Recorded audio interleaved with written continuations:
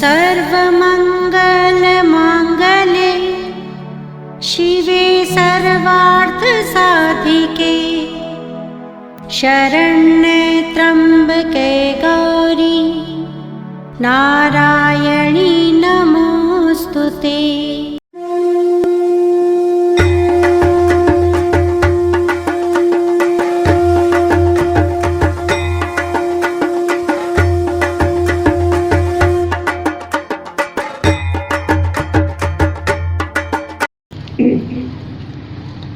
तो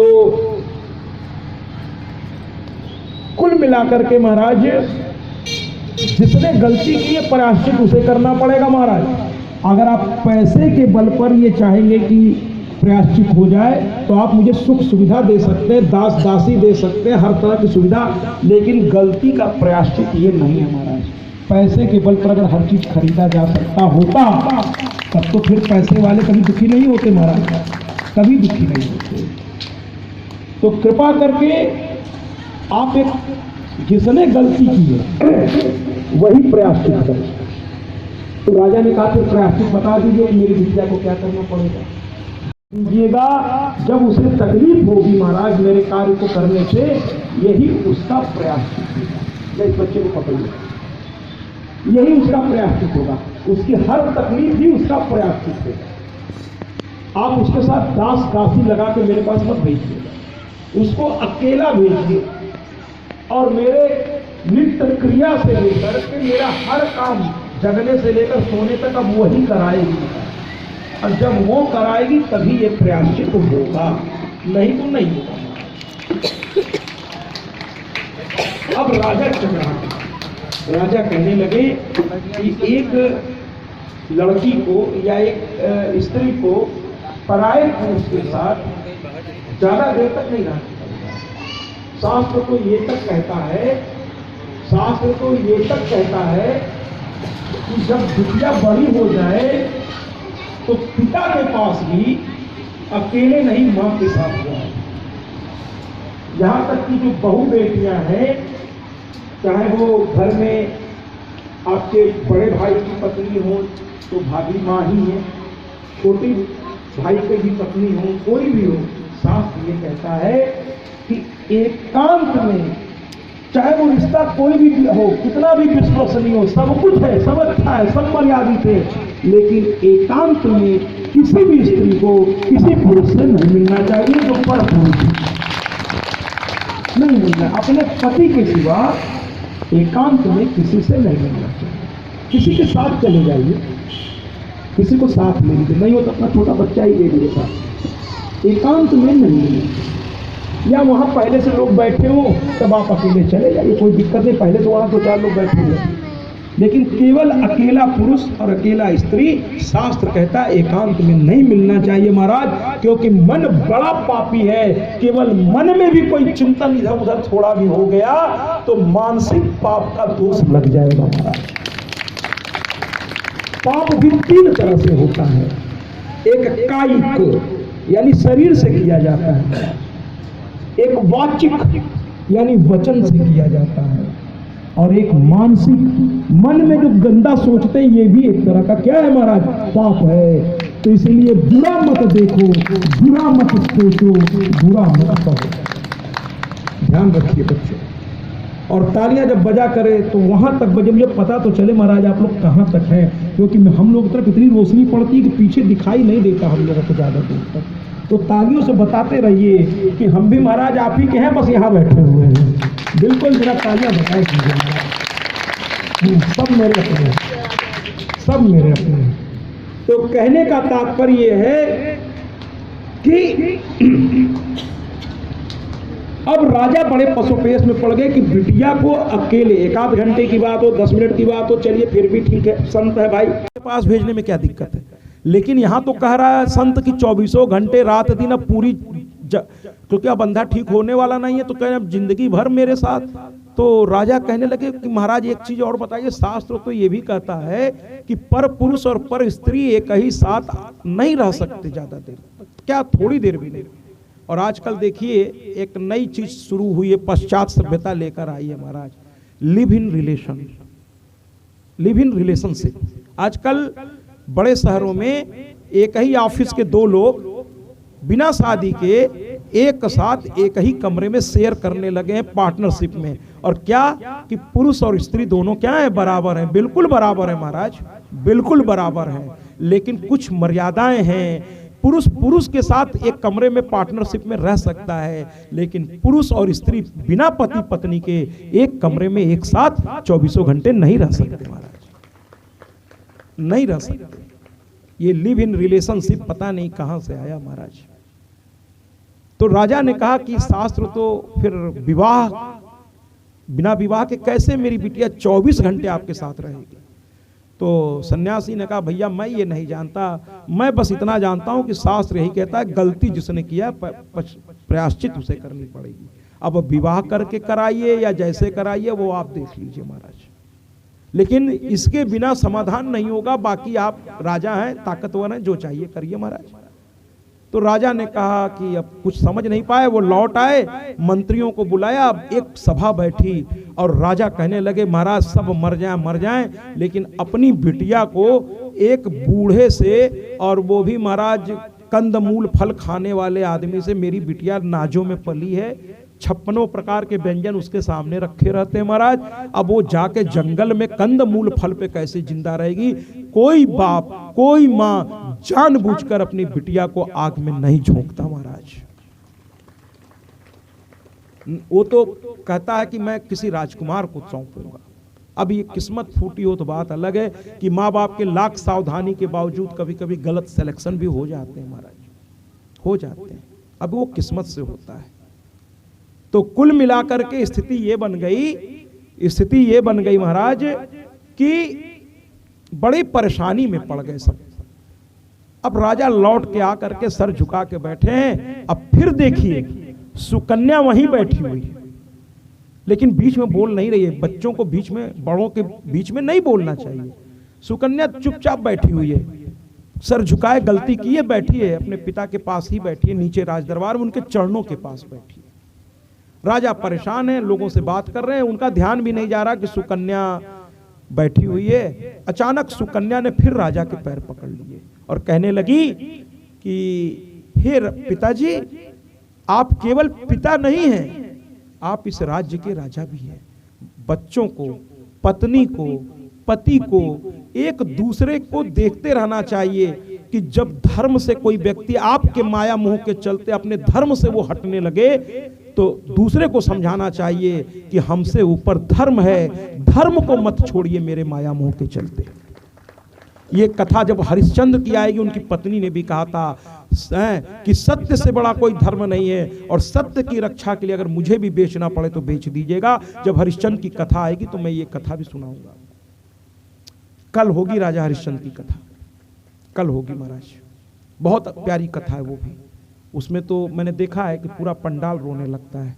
जैसे अभी सुकन्या में देखिए एक सन्नाटा सा फैला हुआ है, सभी दुखी हैं, सभी दुखी हैं। तो सुकन्या जो है कहने लगी महाराज समस्या क्या है। राजा ने पूरी बात बता दी। सुकन्या ने कहा बस इतनी सी बात है, अगर आपकी कन्या का बलिदान होकर के पूरे राज्य को सुख मिल जाए। जरा सुकन्या की बात सुनिए महाराज। छोटी सी बच्ची बातें कितनी बड़ी महाराज, हर बच्चों को सीखना चाहिए कि कहने लगी महाराज धर्म की रक्षा वही कर सकता है, धर्म की पताका वही फहरा सकता है जो अपने पास असुविधा रख ले और सुविधा दूसरों की तरफ बढ़ा दे। डॉक्टर साहब रात दिन जग रहे हैं, लेकिन आज उनके ही और उनके परिवार के प्रयासों का ये उत्सव बेचारा सुबह से लगा रहता है। उनकी पत्नी भी लगी रहती है, उनके रिश्तेदार भी रात दिन लगे हैं महाराज, तब जाकर ये कथा संपन्न हो रही है। और देखिए डॉक्टर साहब गर्भ से उठाकर देखिए, जहां तक देखिए माँ के भक्त बैठे हैं और ये आप और आपके परिवार के प्रयास का शुभ नतीजा है। आज सबको माँ की कथा का आनंद मिल रहा है।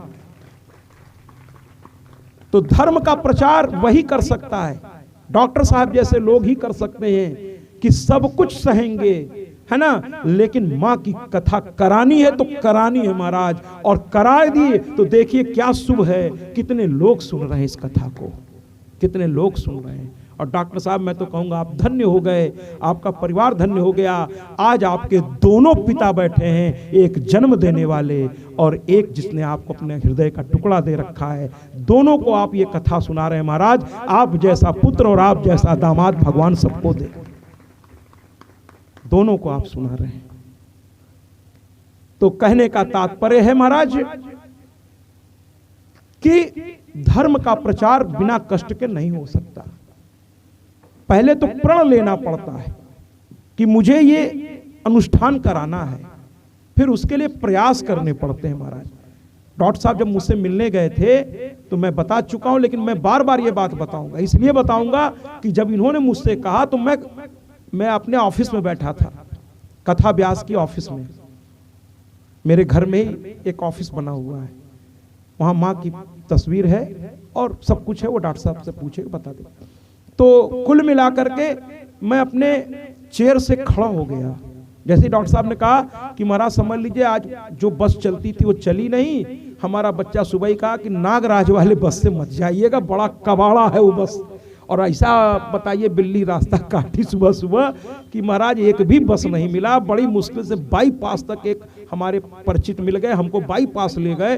वहां से एक बस में मैं चढ़ा, वहां ठसा ठस भीड़ थी महाराज। समझ लीजिए कभी एक पैर पे मैं ऐसे तो कभी ऐसे कभी ऐसे, और एक पैर पे बड़ी मुश्किल से करते करते प्रयागराज 5 घंटा मैं ऐसे ही आया हूँ। और जैसे ही मैंने ये सुना मैं खड़ा हो गया और डॉक्टर साहब को लगभग गले से लगा ही लिया था, यानी पकड़ लिया मैंने कहा डॉक्टर साहब डेट बताइए, बाकी बातें छोड़ दीजिए, कब आना है बताइए। आपके भाव को प्रणाम, आपकी भक्ति को प्रणाम, आपकी भावना को प्रणाम।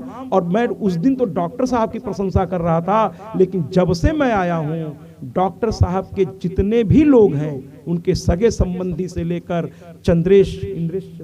चंद्रेश जैसे मित्र भी हैं।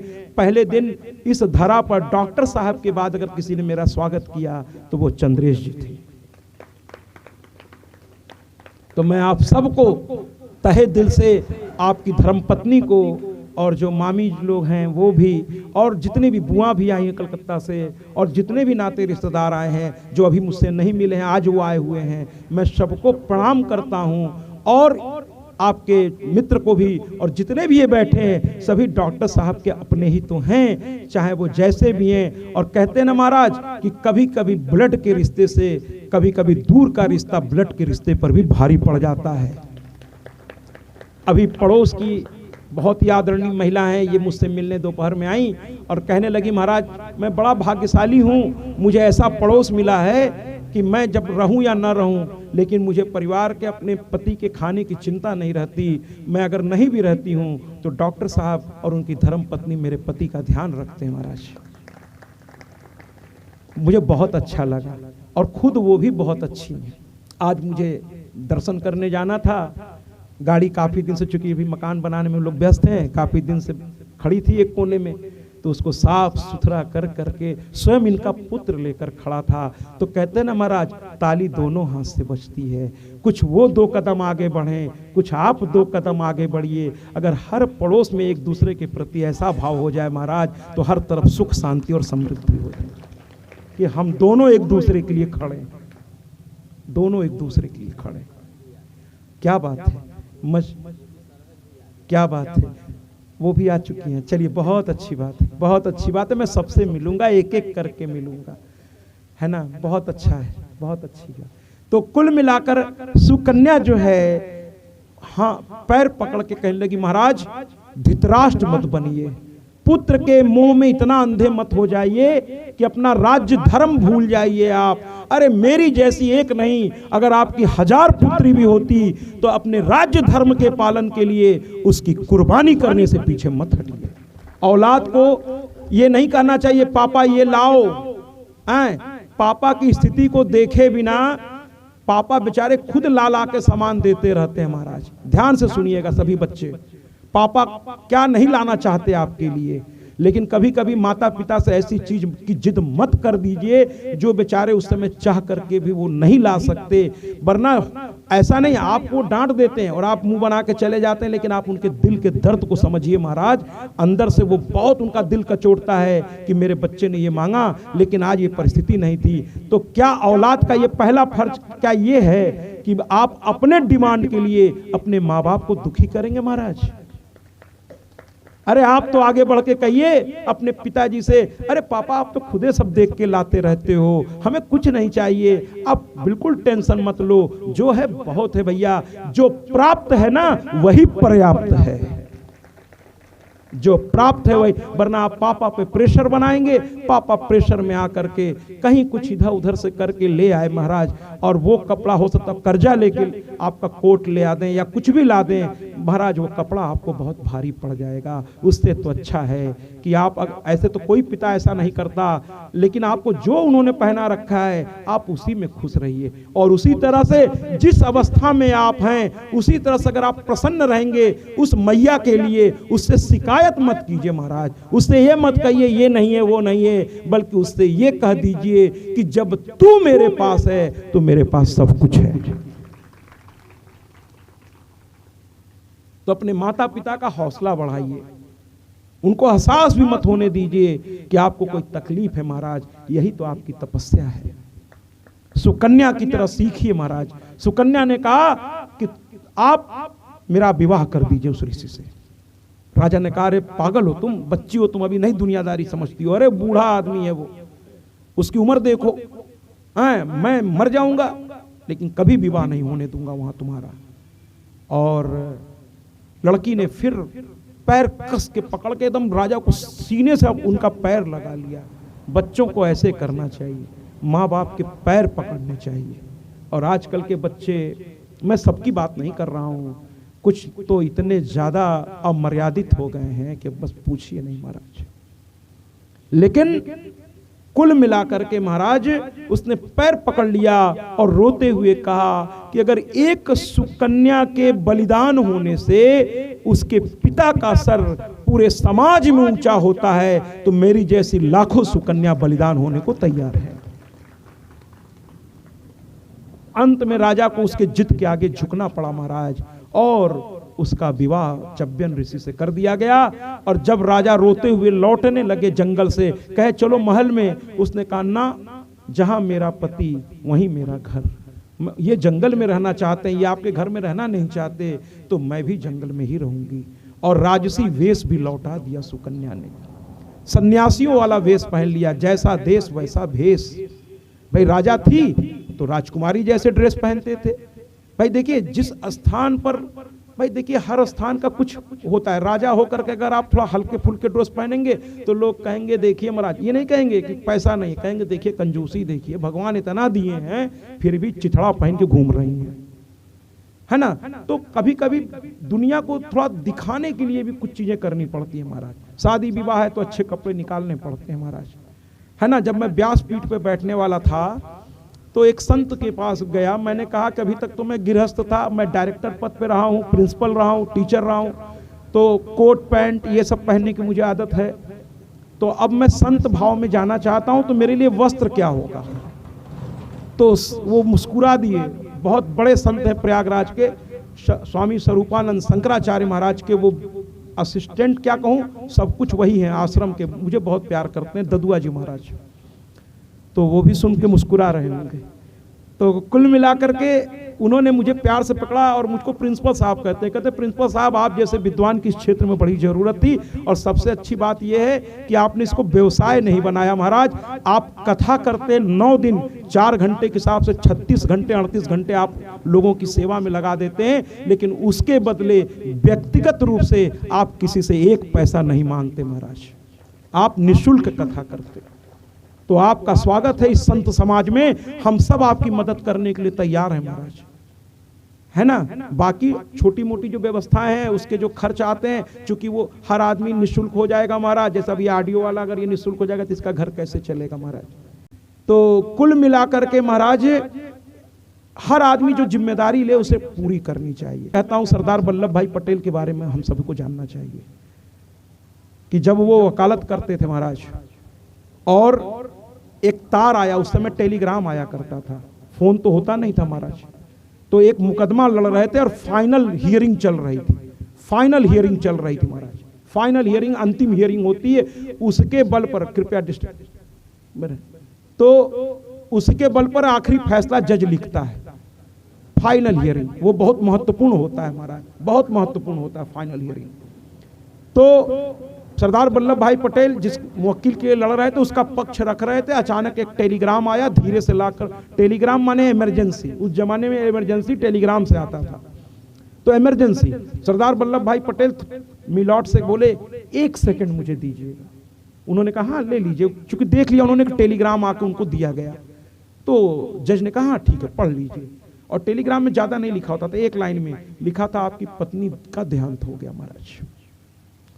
आप सभी सुन लीजिए, जो लोग ये सब बहाने करते हैं, अचानक की तबीयत खराब हो गई, ये हो गया वो हो गया, चले गए, बिल्कुल चले जाइए, लेकिन फिर वहां की व्यवस्था करके आप आ जाइए। किसने आपको जाने से रोका है? जाइए लेकिन लौटिए फिर। और सरदार वल्लभ भाई पटेल से सुनिए, पत्नी मर गई, ये टेलीग्राम में लिखा है। उन्होंने टेलीग्राम को पढ़ा, मोड़ा और चुपचाप जेब में रख लिया।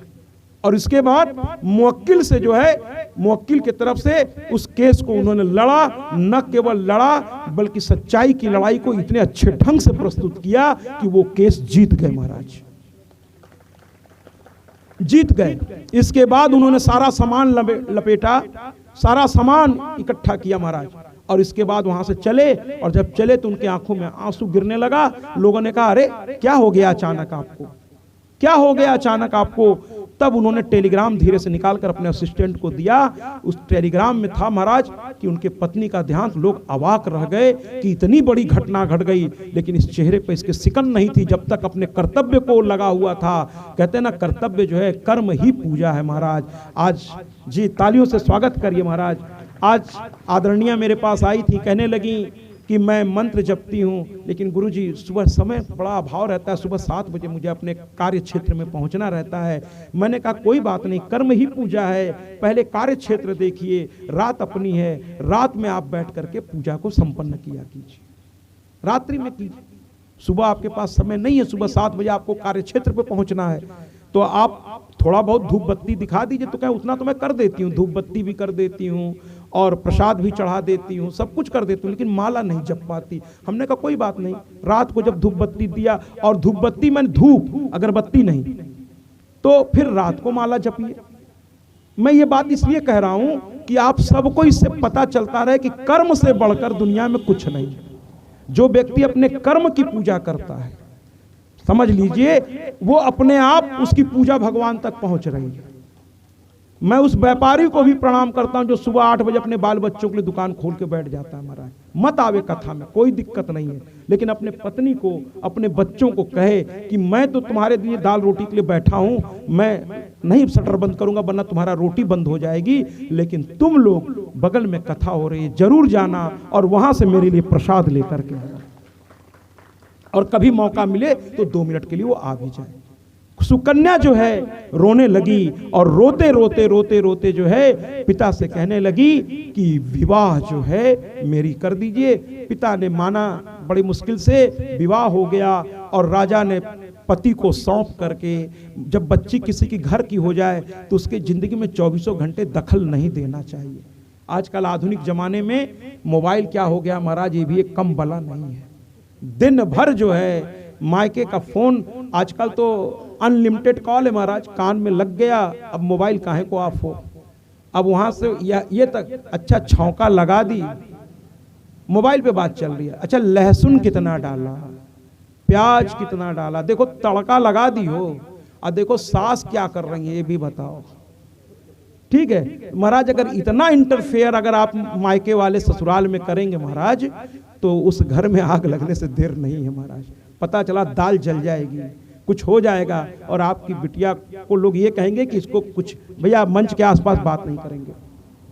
तो कृपा करके ज्यादा हस्तक्षेप अपनी बिटिया पर और अपने संस्कार पर भरोसा रखिए महाराज, कि आपने उसको ऐसा संस्कार दिया है कि वो सक्षम है अपने परिवार को संभालने के लिए। हाँ, जब उसे कोई तकलीफ हो, जब उससे वो समस्या हल न हो रही हो, तब उसको अकेला मत छोड़िए, तब तो उसके पास दौड़ के जाइए और कहिए तेरा बाप, तेरा भाई, तेरी माँ, तेरी भाभी सब तेरे साथ खड़े हैं, उसको अकेला मत छोड़िए उस समय। लेकिन बेवजह उसके जीवन में कभी कभी भाभियां भी बड़ा कमाल का रोल अदा करती हैं महाराज। वो कहने लगेंगी ननद से, अच्छा वो जो नई फैशन वाली साड़ी आई वो तोहका लाई के दियन कि नहीं? अरे तब तोहका प्यार वार नहीं करते। वो कहते ना विज्ञापन भी प्यार का परिभाषा कुछ और बदल दिया है। कहते ना एक विज्ञापन हुआ करता था, अब तो नहीं आता महाराज, क्योंकि कुछ लोगों ने इसका विरोध कर दिया। विज्ञापन था, जो पत्नी से करे प्यार प्रेस्टीज कुकर से कैसे करे इनका। विज्ञापन वाले भी जानते हैं कैसे बेचना है। तो सुकन्या जो है, सुकन्या रहने लगी बहुत, चूंकि ये बहुत इंपॉर्टेंट, इसको मैं बीच में नहीं रोक सकता, बस 2 मिनट मुझे दीजिए। तो सुकन्या रहने लगी अपने पति के साथ, नित्य क्रिया से लेके, चूंकि वो अंधे थे तो दातून ला के वही देती थी, बाथरूम से लेकर सब कुछ वही करती थी। जैसे आपकी सास इस समय आपके ससुर जी के लिए सब कुछ बेचारी वही करती होंगी। ये भी एक तपस्या है महाराज। तो सुकन्या करने लगी।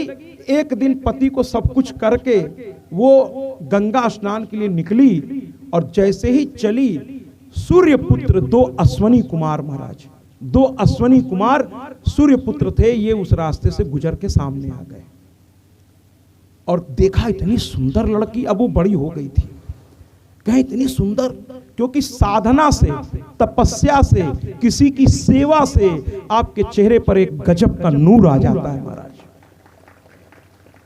ये देवता थे लेकिन उसकी सुंदरता पर रुक गए। कहने लगे, अरे सुंदरी तुम कौन हो? तुम तो देव कन्या से भी सुंदर लग रही हो। कहने लगी, ये मेरे पति के आशीर्वाद का प्रतिफल है, मैं उनकी सेवा करती हूं। तो कहने लगे, कौन है तुम्हारे पति? ध्यान से सुनिएगा, अब ये कथा समापन की ओर है, उसके बाद बाबा की बारात की ओर हम लोग बढ़ेंगे। कथा बहुत आनंददायक है। तो कहने का मतलब है कि वो कहने लगे कि महाराज कौन है तुम्हारा पति? तो कहे चव्यन ऋषि हैं। तो कहे चव्यन ऋषि हैं? अरे वो बूढ़े। अब देखिए जानबूझ के कभी कभी देवता भी थोड़ी परीक्षा लेते हैं आपकी। कहने लगा, अरे वो बूढ़े, अरे कहां तुम सुंदरी, इतनी तुम्हारी खूबसूरती, तुम तो हम जैसे देवताओं के साथ रहने के लिए बनी हो। अरे वो बुढ़े के साथ क्यों तुम रहती हो? वो तुम्हें क्या देगा? हमारे साथ चलो, हम तुम्हें हर सुख देंगे। और जैसे ही उन्होंने कहा, सुकन्या ने कहा, सावधान, याद रखना, हम भारतीय नारियों की ये जो सिंदूर है ना, ये शिव का तीसरा नेत्र है। अगर गलत निगाह से देखोगे तो चाहे तुम सूर्यपुत्र ही क्यों ना हो, तुम जल करके भस्म हो जाओगे। इस सिंदूर की ताकत तुम्हें पता नहीं है।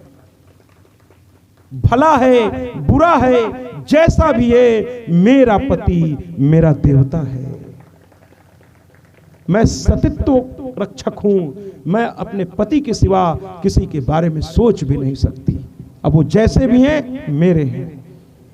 तो इस पर कहा कि उन्होंने कहा कि मैं तुम्हारी बात से बड़ा खुश हो गया, एक काम करो, अपने पति के पास मुझे लिवा चलो, और तुम्हारी इस बात से मैं इतना प्रभावित हूं कि तुम्हारे पति को मैं अपने जैसा बना दूंगा। तो ये कहीं रुकिए, देखिए पत्नी को क्या करना चाहिए। बिना पति से पूछे पत्नी को कोई भी निर्णय जो जीवन में महत्वपूर्ण हो, हम तो कहते हैं हर निर्णय पति पत्नी को आपस में देख के लेना चाहिए। हमारे डॉक्टर साहब की जो धर्म पत्नी है, वो कुछ डॉक्टर साहब कह रहे थे कि अभी आपके लिए नाश्ता सजाएंगे, अगर मैं बगल से गुजरा तो डॉक्टर साहब कहते हैं कि वो कहती है, ए लखा थोड़ा देख ला, में कोनो कमी उमी तो नहीं बा। तो पति को पत्नी से पूछ लेना चाहिए और पत्नी को पति से पूछ लेना चाहिए। तो कहीं रुकिए जरा, मैं अपने पति से पूछ तो लूं कि वो आपसे मिलना चाहते हैं कि नहीं। इसके बाद वो दौड़ के गई, पति को बताया कि एक आए हैं, वो कहते हैं आपको स्वस्थ कर देंगे। और पूछा पति ने कौन है? तो कहा अश्विनी। कहा अरे वो तो वैद्य हैं, देवताओं के वैद्य हैं, बुला के ले आओ उनको। कैसे मिल गए तुमको? तो पूरी किस्सा उन्होंने बता दी और उसके बाद वो लेकर के आई। ये हाथ जोड़ के खड़े हो गए क्योंकि वो देवता थे। और उन्होंने कहा कि देखो सुनो, हम तीनों इस सरोवर में अभी उतरेंगे, डुबकी लगाएंगे और उठेंगे, और जब उठेंगे तो हम तीनों एक जैसे होंगे। लेकिन सुन लो, तुम्हारे हाथ में एक हम लोग वरमाला दे रहे हैं, और वो वरमाला सोच समझ के गले में डालना। जिसको गले में डाल लोगी, फिर यहाँ एक्सचेंज ऑफर नहीं है भैया, यानी सामान वापस नहीं होगा। कुछ व्यापारी नीचे पीछे लिखवा देते हैं, बिल में आगे भी लिखवाते हैं कि बिका माल वापस नहीं होगा। यानी एक बार गले में बरमाला डाल लिया और अगर वो पति तुम्हारा नहीं हो के हम दोनों में से कोई एक हो गया तो तुम्हें पति रूप में स्वीकार करना पड़ेगा। अरे भैया ये ताली बजाने वाली बात नहीं है, ये तो बड़ी संकट की घड़ी आ गई। ये सुकन्या के लिए संकट की घड़ी आ गई। वो परेशान हो गई, वो परेशान हो गई, कहने लगी ये क्या। अब पति की ओर देखा, पति ने आंखों से कहा स्वीकार करो। स्वीकार कर लिया। कहा ठीक। तीनों नदी में उतरे, डुबकी लगाए, बाहर निकले, तीनों एक जैसे महाराज।